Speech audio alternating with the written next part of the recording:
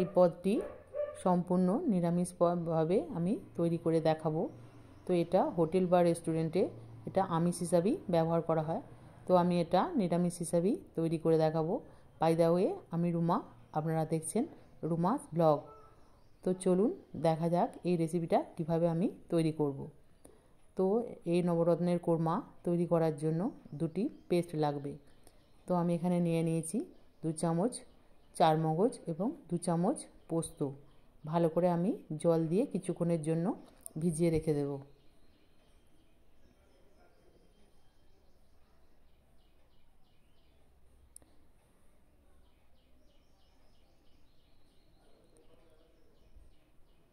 দ্বিতীয় পেস্টটির জন্য আমি এখানে নিয়েছি 2টো টমেটো, 2টো কাঁচা লঙ্কা এবং কিছুটা আদা।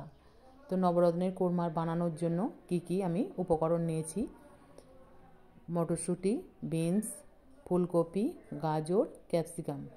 আমার হাতের কাছে যেগুলো ছিল সেগুলোই আমি নিয়েছি। আপনারা চাইলে আপনারা আরও কিছু নিতে পারেন। তো আমি এখানে কিছু কাজুও নিয়ে নিয়েছি। জলটাকে আমি আগে থেকেই ফুটতে দিয়ে দিয়েছিলাম।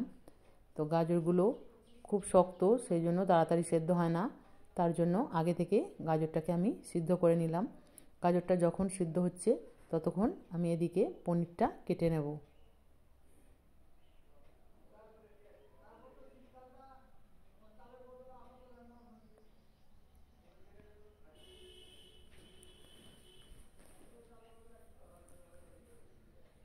পনিরটাকে আমি ছোট ছোট টুকরো করে কেটে নিয়েছি। আপনারা চাইলে স্কোয়ার শেপেও কেটে নিতে পারেন।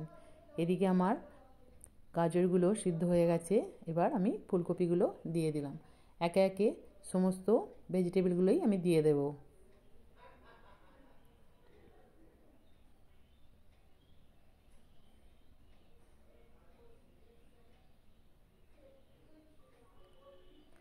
ভেজিটেবলগুলো আমার সম্পূর্ণ সিদ্ধ হয়ে গেছে। এবার আমি নামিয়ে ভালো করে জল দিয়ে ধুয়ে নেব। জল যেটা ঠান্ডা জল দিয়ে ধুয়ে নিলে কি হয়, যেমনকার সবুজ জিনিস সেরকমই থাকে। এদিকে আমি একটা কড়া বসিয়ে দিয়েছি, পনিরগুলোকে আমি ভেজে নেব।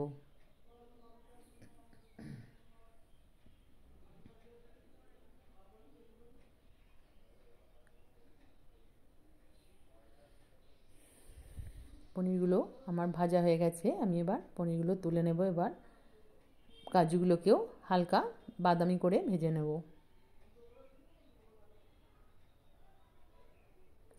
কাজুগুলো ভাজা হয়ে গেছে। এদিকে কিছুটা আমি তেল দিয়ে দিয়েছি। 3টে এলাচ, 3টে লবঙ্গ এবং দারুচিনি দিয়ে ভালো করে ফোড়নটাকে নাড়াচাড়া করে নেব।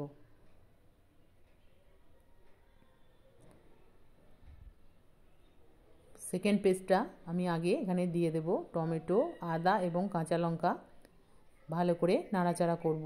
নাড়াচাড়া করে যতক্ষণ না কাঁচা গন্ধটা চলে যায় ততক্ষণ আমি এটা নাড়াচাড়া করে নেব। আমার অনেকটাই শুকিয়ে এসেছে।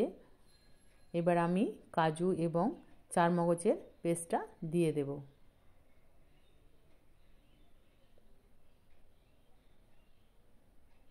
আবারও আমি ভালো করে নাড়াচাড়া করে শুকিয়ে নেব।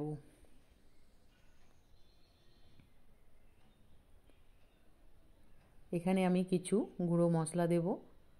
তো এখানে আমি 1 চামচ মতো লঙ্কা গুঁড়ো, 1 চামচ ধনে গুঁড়ো এবং 1 চামচ জিরে গুঁড়ো এখানে দিয়েছি।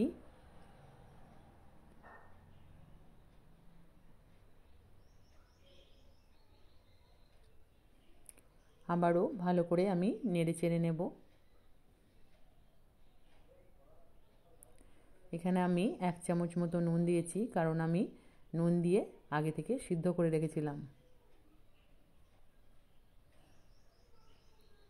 ব্যালেন্সের জন্য 1 চামচ চিনি দিচ্ছি। আমি 1 চামচ দিয়েছি, আপনারা চাইলে আরও একটু বেশি দিতে পারেন, কারণ এটা মিষ্টি মিষ্টি খেতে হয়। এখানে যে ভেজিটেবলগুলো সিদ্ধ করা ছিল সেগুলোই আমি দিয়ে দিলাম, দিয়ে ভালো করে কষিয়ে নেব।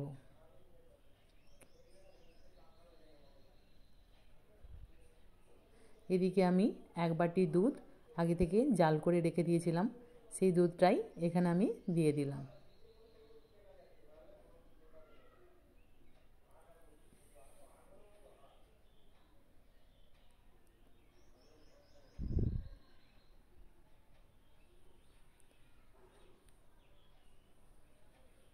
5 মিনিট বাদে আপনাদের কাছে আমি ফিরে আসব।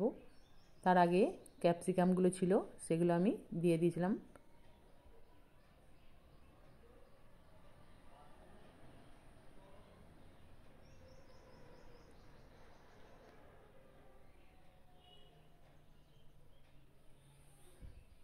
কিছুটা কসুরি মেথি আমি এখানে দিয়ে দিলাম এবং 1 চামচ গরম মশলা দিয়ে দেব।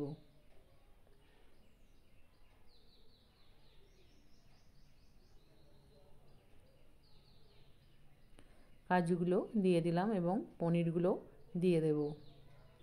দিয়ে আবারও কিছুক্ষণ নাড়াচাড়া করে ঢাকা দিয়ে দেব।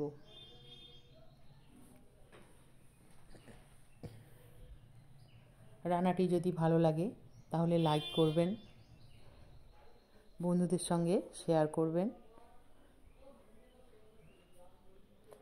কেমন হয়েছে রান্নাটি অবশ্যই আমাকে কমেন্টে জানাবেন। ভালো থাকবেন, সুস্থ থাকবেন। আবার দেখা হবে নেক্সট ভিডিওয়। ততক্ষণের জন্য